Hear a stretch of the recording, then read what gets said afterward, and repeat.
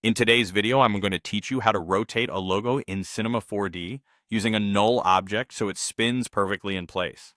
We're going to keep this simple, clean, and non-destructive.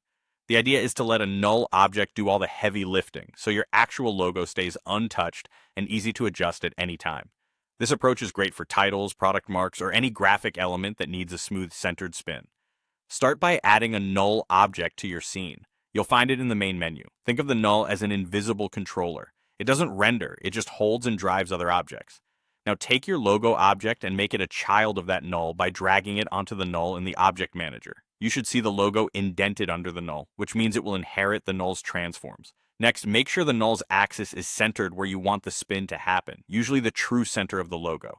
This is important. If the axis is off to one side, the logo will orbit instead of spinning in place. Move the null so its axis sits right at the center of the logo and align it visually in the viewport. Snapping or the coordinates manager can help you get precise placement, but the goal is simple. Center the null on the logo before you animate. With that set, it's time to animate the null's rotation. Select the null, go to the coordinates, and decide which axis you want to spin on.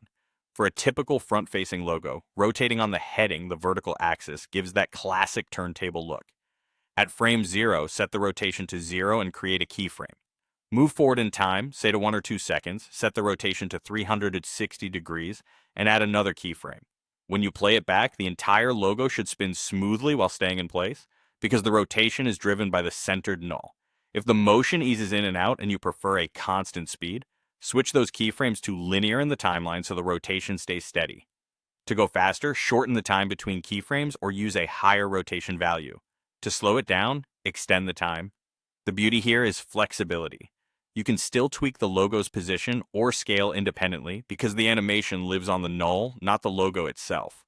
That's it, clean, controllable, and ready for rendering.